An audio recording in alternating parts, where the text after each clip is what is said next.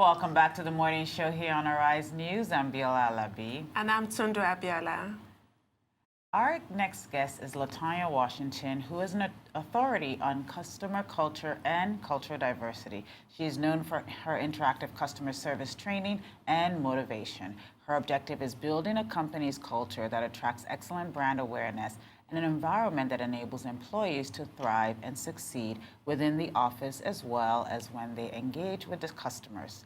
After 30 years of operating in the medical field with a degree in nursing, she has developed skills on how to effectively leverage language and interactive models for successful engagement with customers as well as employees. Ms. Washington is a graduate of Youngstown State University School of Nursing and attended the UCLA Extension Program in Public Relations, specializing in fundraising and special events. Right here with Ms. Washington is Constance Moonzwe, a business consultant and leadership expert who overcame the grief of losing a husband so early in life to build up a staffing company that has successfully delivered professionals in hospitality, engineering, and health risk management all over the United States. Thank you, ladies, so much for being here today. Thank you for having us. So quickly, I'm going to start with Tonya. And my question to you, because one of the things we see a lot of people in the medical field stay in the medical field. So you have a nursing degree from Youngstown University, but a lot of the work you're doing is beyond nursing. Yes. Tell us a little bit about that leap and how that happened. Yes. The leap came because even as a young child, I always wanted to be a person who helped other people.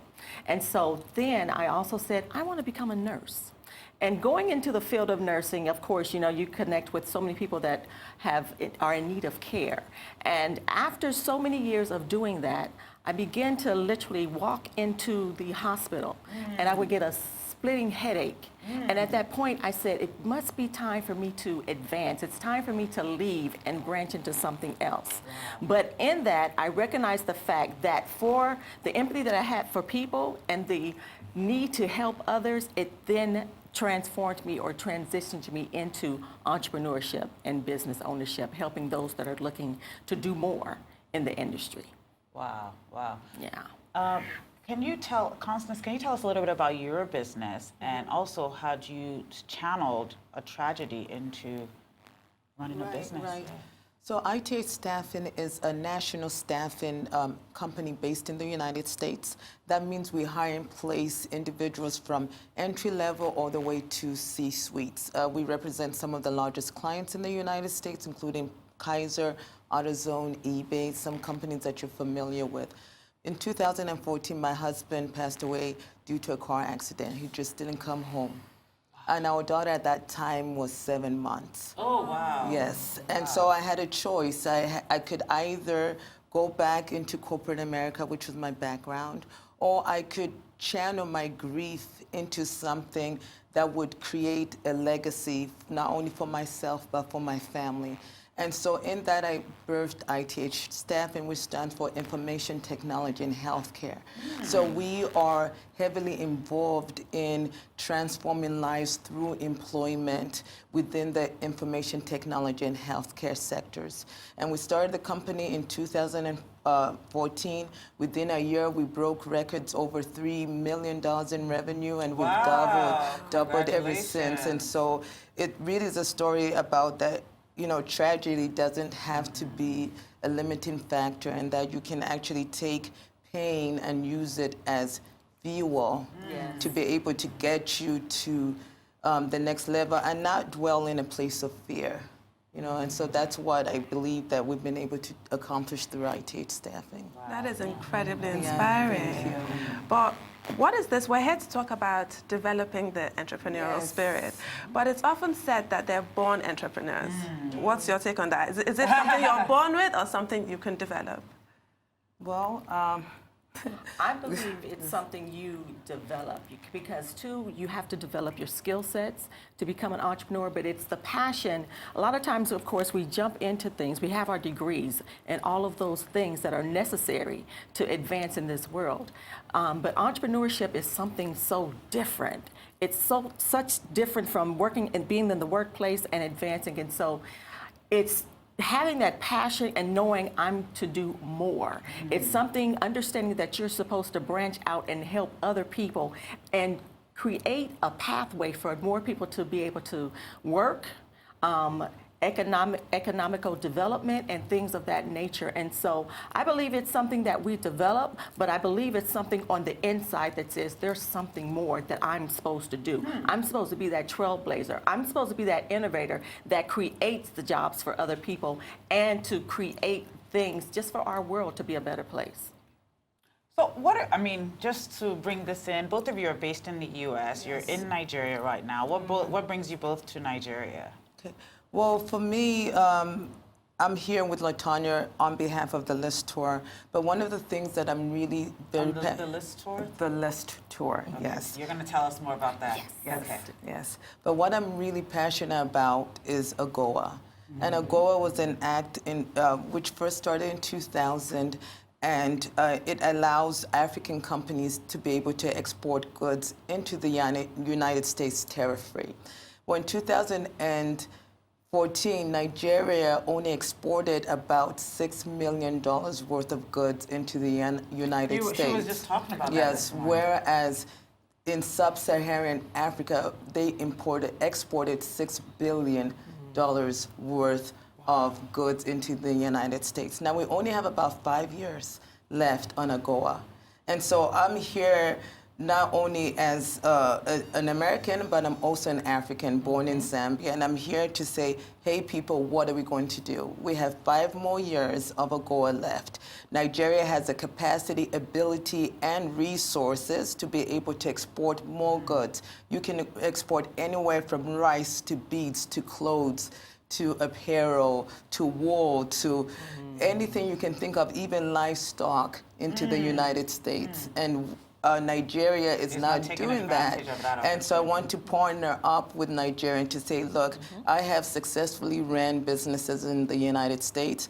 I can help you along with the L.I.S.T tour to maybe start the conversation about those entrepreneurs who want to see beyond Nigeria in terms of exporting their products into the United States. So that is my personal fight, and thankfully I have a great partner in the L.I.S.T tour that has allowed me to come here to be able to start the conversation. Oh, fantastic. Yeah. So we got to know about this L.I.S.T tour. Yeah. What is the L.I.S.T tour? The L.I.S.T tour stands for Lessons in Success Training for the Entrepreneur. Because we realize so many people want to become entrepreneurs or go into the business of entrepreneurship, that they're still lacking, we're all still lacking areas of mentorship, accountability, developing the skills that are necessary to make a business, have a business that's profitable. A lot of times we go into entrepreneurship and it's a hustle. And it's a hustle when you're not making money. And so it's now time for us just to cross the waters. It's time for us to leverage our cultures, come together, bridge the gap, because we can make so much and we can do so much together, just coming in and taking what we know, developing what we can develop, and taking the world. Very interesting. It is.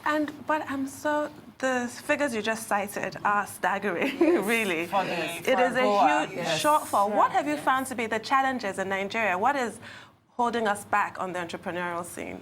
Well, I think when it comes to export, specifically, lack of just knowledge that AGOA is actually there as a way for business to prosper. I think Nigeria is also unique because over the last year, you've had an over-reliance on crude oil, right? And so because of that, it's sort of narrowed the scope. And so I think it's awareness and education is number one. And also, too, the fear of the unknown. Right, the United States is all the way there. Who can I trust to be able to deliver the goods and services? And the same for the company in the United States. And that's where we kind of come in. So we're sort of the bridge in between because we understand the African way of doing things and we also understand the American way of doing things. And hopefully we can create the resources, information, and work with a lot of the great committees that you already have here. You have some fantastic AGOA committees, and so I'm hoping to be able to work and partner with them and work and partner with many successful African companies in the diaspora. And I think that we just need to start to bridge the gap between the Africans in the diaspora and the Africans here on the continent, and be able to have that exchange. So I think that's really what it's going to take. Yeah. When you look at AGOA across the continent and the success it's had, what are some of the products you're seeing, especially when we look at West Africa? Because maybe that also is it. Let's even tell people some of the things that Ghana is exporting, Republic of Benin is exporting, maybe Senegal, like things that we already know. We have the same temperature, we have the same vegetation. Right. What are those things that you're seeing that are... Right.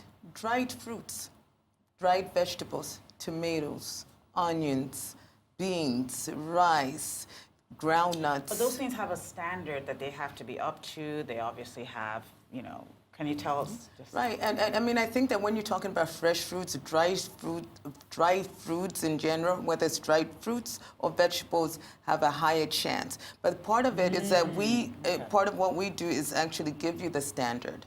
Right, so the standard is given to you, and then if you're able to follow that standard, it will open up the door. But the drier the goods, the better, right? Okay, but you can export fresh products. Those are going to undergo more scrutiny. But things like timber, right? Things like even paper, things that you can export, even things like stone.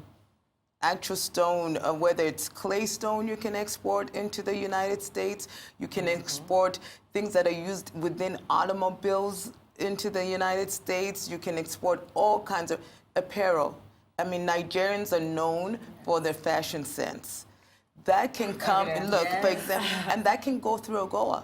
Beads. We see so many of our women who make beaded necklaces and jewelries and all of this can be exported through AGOA. You know, so jewelry, watches, there's so many different items. AGOA has over 6,500 items on their list that you can export, over 6,500.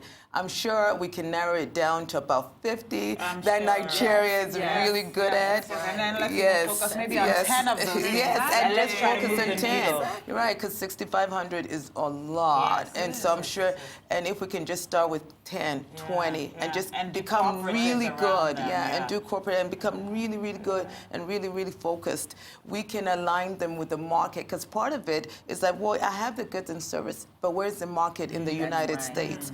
When you have partners which are in the United States, we will make those connections for you. Fantastic, fantastic. So you've been on the list, you're on the L.I.S.T tour.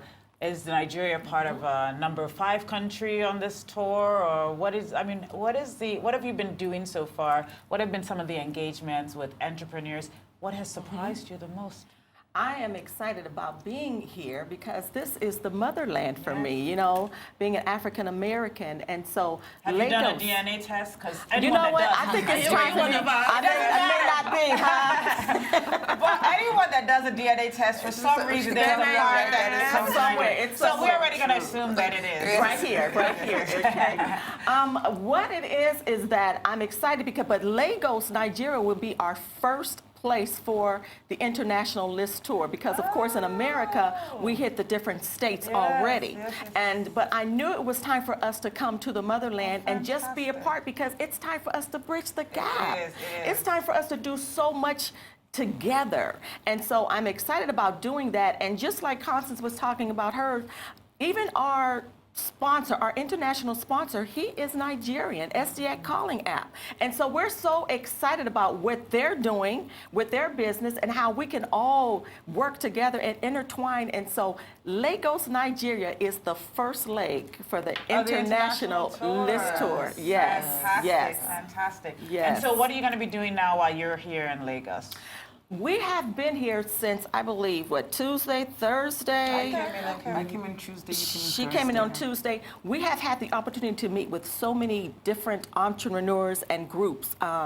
Robert Taylor Media Company, Okay.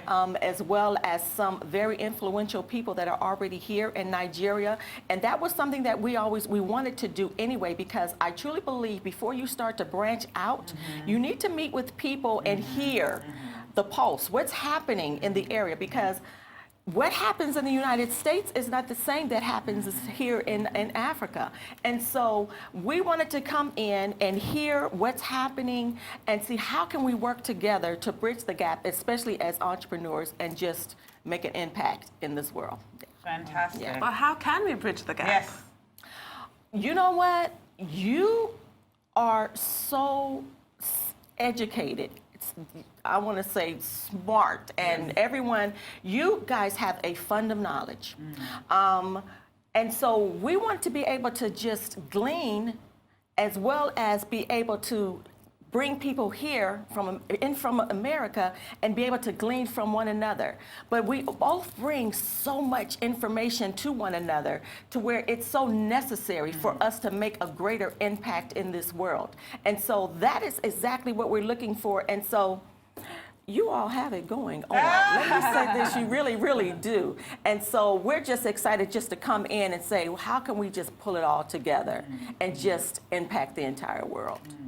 Yes. So, I mean, as you sort of have started this tour now, you've been here a few days.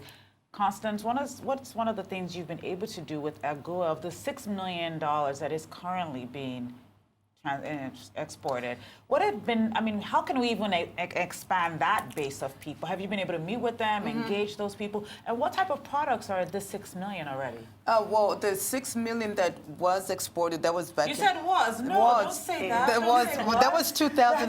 Don't say If was. my numbers are correct, for 2018 year to date, Nigeria's only done about 2 point something no, we don't wanna hear that. So we have a lot of work ahead of us. So let's look at that Yes. $6 million. When you looked at that $6 million, what were the type of products that were in that $6 It million? was, well, I don't know the specifics, but I know it was some agriculture. Okay, agriculture. So some definitely agriculture and some dried products. Like, so I think maybe like textile or fabric. And that was kind of the bulk of it. I don't know the specific breakdowns on But that. then you said we've gone from $6 million to $2 million. Well, the year's not quite over yet. You're a true optimist. very kind. And You're and I very don't know kind. how up And to maybe date there's some those stuff on the numbers high are. seas as Right, they stand and right I now. don't know how But up let's to even date say we're those now down numbers 50. is. We're now probably going to be 50% Yes. down. How do we? I mean, we're starting off from such a low base. What can be some of the causation of losing those? Again, it's really awareness. Like most of the people that I've spoken to since I've been here since Tuesday do not even know what AGOA is. And these are entrepreneurs running business. They've never heard of it, ever heard of it. So it really is an awareness thing.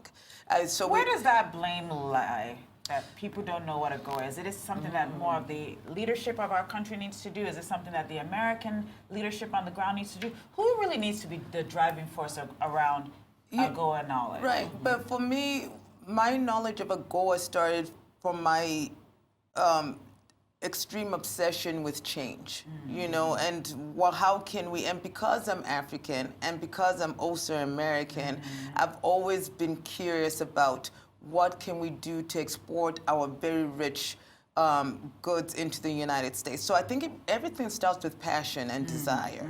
And I feel like once you're passionate and desire, you have the desire, you're going to find those solutions regardless of government. On either way, it wasn't the government or states who taught me about AGOA. It's me saying like there has to be something that can help with this. So I think that in terms of blame, I don't think there's one person particularly to blame. Although of course any leaders of any organization have a responsibility to spread the information to the masses. So I think we just almost need to start from ground zero. Maybe start So in it's a fresh just a fresh opportunity. We need to look at it as a 5-year opportunity now. 5 year, and if we actually do a good job, maybe we can get it to extend another 10 years because our goal is in its second renewal. It did expire and then was renewed again, and so we have this. We're in the second 10-year space, and so hopefully, if we start to show the United States that, look, we are serious about this. We do want to export goods into the United States. Hopefully we can get another 10-year term. And so I just really feel that we really need to just start the conversation. I would love to have a list of entrepreneurs who do have goods that they are serious about. And I think that once we start to collect the data, then we can start to narrow it down to maybe the 20 that we're going to focus on and just really be intentional about helping those entrepreneurs bring their products into the United States. I'm sure there's going to be a learning curve. With everything new, there's always a learning curve. But the good thing is that the Nigerian business owner does not need to do it by themselves anymore. They have partners within the United States who want them to succeed. And so that's, I think, what's going to make the difference is just to say, you know, there are many African diasporan-owned companies who are very interested in helping their brothers within the continent actually bring their goods into the United States. Yeah. You refer to your passion and your zeal for change. You refer to basically a calling.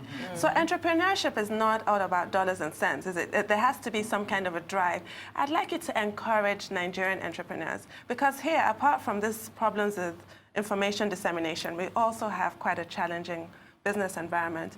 The World Bank's doing business reports, we've dropped. Ease of doing business in Nigeria, yes. It's pretty low. We're number 146 out of 190 countries. And that means we dropped a few points, because at one point we did go up 10 points, and now we've gone back down. Yes. So the Nigerian entrepreneur faces pretty steep challenges whereby this passion can be tested, your drive can be tested. I want you to encourage Nigerian entrepreneurs. You know, I feel like, speaking for me personally, I've had to overcome not only a death, but a bankruptcy. I've lost businesses, I've started businesses, lost millions. You just really have to have that inner fight to realize that once you set it in your mind, it does happen. But you also have to be very intentional. I talk about intentional all the time. You have to be very intentional about what you're doing every single day. I say wake up with an agenda. It's going to be hard. America's not that easy either for the black business owner. You know, the statistics are not for us. 83% of all small businesses in the United States are on the brink of financial disaster. 83%. That means 1 in every 2 businesses, if they don't get paid, the next invoice are not going to be able to make payroll or have a high chance of filing for bankruptcy. So we may just cover it a little bit better, but the problems are still the same. And what I found out, for me personally, I control the voices in my head very, very, very specifically. If it's negative, it doesn't hit my brain. And that's what has been able to help me get back up from bankruptcy, get back up from divorce, get up from death, and build these multi-million-dollar businesses, is because I control the noise in my head. For me personally, that's what it is. And for me, it's all about giving people hope. Understanding the fact that you are not alone, and there is hope for each and every entrepreneur that is looking to branch out from where they are now to get to the next place that they want to be in life. And also, just like Constance went through so much, dealing with stress, dealing with divorce, dealing with depression, almost committing suicide myself because I thought there was no hope. And so me, it caused me to branch out and want to be that catalyst for people to say, no, there's hope for you.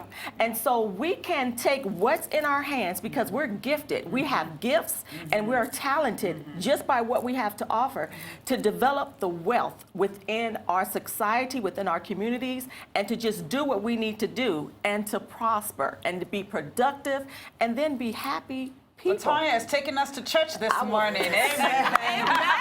It's Sunday. Amen. Well, thank you, ladies, so much. We wish you all the best with your endeavors, and we look forward to seeing you again next time you guys are in town. Thank you for having us. Thank you. An absolute pleasure. We're heading on a short break now, but when we come back, we'll be discussing mental health issues with mental health strategist Dr. Akindotu Marino. Stay with us.